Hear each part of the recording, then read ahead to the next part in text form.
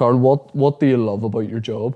Um, winning is the big thing that I like. It's not. I don't know if I love boxing. If I'm being honest, it's a tough sport. You're kind of committed to it Yeah, now. I'm committed to it. I'm good at it, and I've been doing it my whole life. I do love it. Saying that, that's wrong to say that, but it's hard sometimes, and sometimes there'd be nothing better than to be lying in your bed, but you have to get up and out in the cold mornings, especially this time of year, and go running and stuff. It's not. Do you do actual road running? Like The odd time, films? yeah, we do a little bit of road work, but not too much. Most of it's on the track or on treadmills and interval training. Have you ever considered any other profession at any point, like when you were younger, or if you were going to do something different, what would it be? I loved football. I loved being a footballer, but it just wasn't good enough. I was half decent. Might have been able to play Irish League. Crusaders? Well, I played. You gotta get I know. I joined the Cruise under 16s and. Recently? No. it was one summer and I kind of had to decide then football or boxing, and I knew I was better at boxing, so I packed the football in and that was it really. Are you able to play? Could you play like five-a-side now? I'm not allowed to do anything. I was invited up to Tony McCoy's Donkey Derby last week, and Barry was there and he wouldn't let me on the donkey either, so he's very protective. I'm not allowed to play five-a-side, not allowed to do anything really. What was the point in your career when you realised that you could do this full time? I knew pretty early I was good. I was 11, 12, I was half decent. I went through a wee phase about 16, 17, that sort of age, where I was messing about and drinking beer at the parks and all with my friends, and I wasn't getting the results that I should have been getting. And then at about 18, I won an Irish senior title at 18, which was very young. And I kind of decided then I was going to start taking it more serious. And serious for me then was not as serious as it is now. And I put a bit more into it from about 18. But then when I turned pro, I've been no messing about. But like when you turned pro, did you think like, okay, this is me for life? Or even like at that point, were you pretty set that this is what I'm always going to do? When I turned pro, I wanted to be my career. And obviously, professional boxing, it's a dirty business, and there's very fickle people in it. And if I lose a fight, something that could be your career over. But I'm very lucky. I have a lot of support and a good team around me who are looking after me. It's really about this business is about winning first and foremost, but it's also about ticket sales, and because I can sell tickets, the promoters and everyone else seem to like that, and the TV networks, they all like that. So, but I knew that's what I wanted to do, and I've had a right go at it, and I'm doing okay. Speaking of support, have your family always supported you doing this? Yeah. Like, was there ever a conversation where they might have said, like, in the early days, like, are you sure this is what you want to do, or? No, no. My mum was actually the person who brought me down to the boxing club. At 7 years old I was when I joined the boxing club, and it was like a 2-minute walk from my front door. And me and a group of friends went down one night, and from in a couple of weeks, they could see I had a wee bit of potential. And sometimes, and especially in the summer months, you want to be outside playing football with your mates. My ma was always like, get down to a boxing club, and Away and get punched. So she was kind of, I'm not going to say I was forced into going all the time, but I think she knew that I had a wee bit of potential, and it was keeping me on the straight and narrow as well.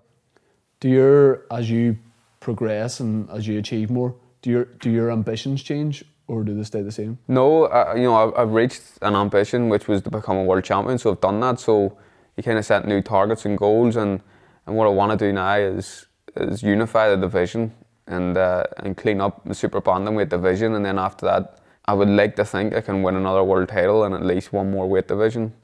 But it's about doing everything I can at 122 pounds, and then we'll move up after that when the time's right.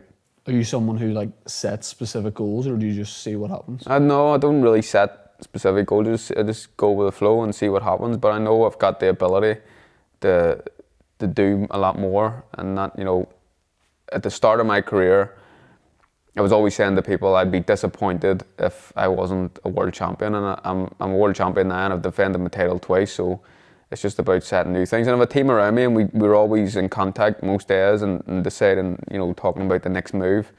We've got a plan at the minute. Hopefully it comes off. America is the boxing capital of the world, like it's the comedy capital of the world. What's different about boxing over there than boxing here? I don't know, to be honest. It's where you've got the Vegas and New York are kind of the mecca of boxing. They have been for years. Even you go back decades, and when the mafia was heavily involved in boxing, and they always, all these big gangsters were at the fights, but they were always in New York. It's kind of shifted to the other side of America now, and Vegas.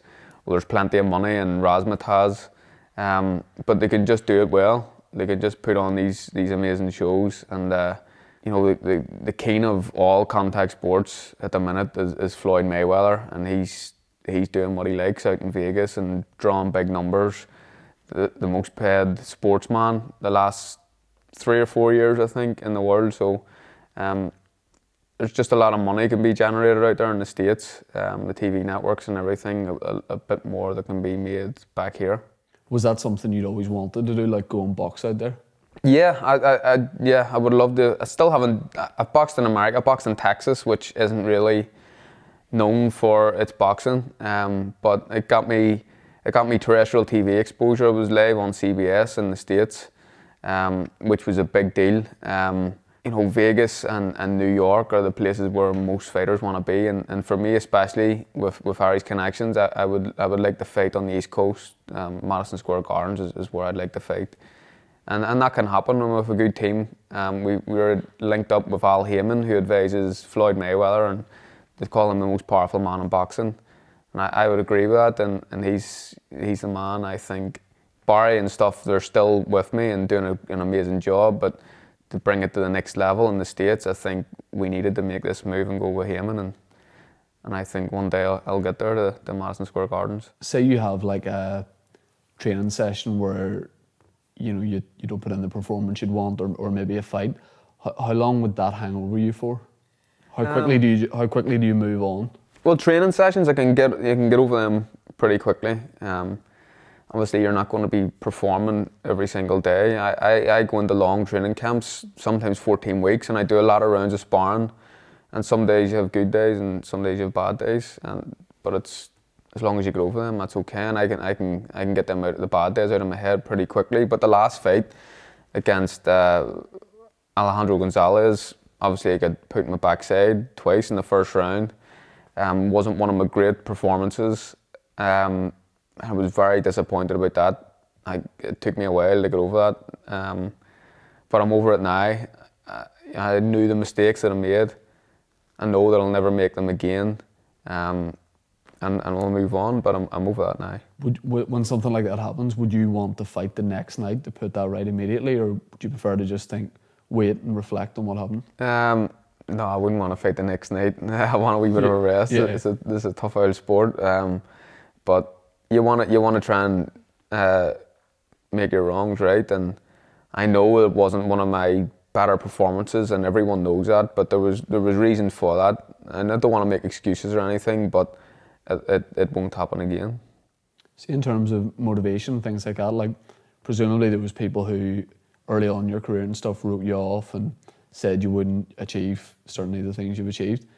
Do you spend much time thinking about that? Does that motivate you? The thing that motivates me most now is my family and my kids, and trying to make a better life for them. And it sounds a wee bit cheesy or whatever, but it's the truth. And as long as I keep winning, I can keep providing for them and making my kids' lives a little bit more comfortable than mine was. But there's been a lot of things said about me that haven't been nice. But if you worry about them too much, you'll not get out of bed in the morning. And boxing's kind of a sport full of jealous people and people who would love to see you fail. I do get a lot of support, and the public here really get behind me, and all over Ireland and the UK as well. But some of the guys who are involved in boxing, other promoters and stuff, they would love to see me fail, and it is a bit of motivation if I'm honest. What's one bit of advice you would give to someone who's sort of at the start of their journey trying to get to where they want to go to? Well, if they're a young pro just starting out, I would be to get a good team around you. Make sure the people that are around you are trustworthy and you can put your faith in them, because a lot of this sport is a money making business, and the sharks will gather quickly and they'll be there trying to make a quick buck. So it's important to have a good solid team around you that you can take advice off. But it's a sport where you can't be half in, half out. You have to give it your all, and you need to know if you're good enough to do that. And if you are, then go ahead, blast away. But if you've any sort of doubts at all, I would say it's not the right sport for you. Do you have any like quote that stuck with you, or like anything like that? No quote. When I was a kid, I got Veni Vidi Vici tattooed on my chest. Don't know why. Why not? Why not? And maybe that's the quote I like. Yeah. Have you still got that tattoo? Still got it, yeah. Excellent. Thanks a lot. No worries.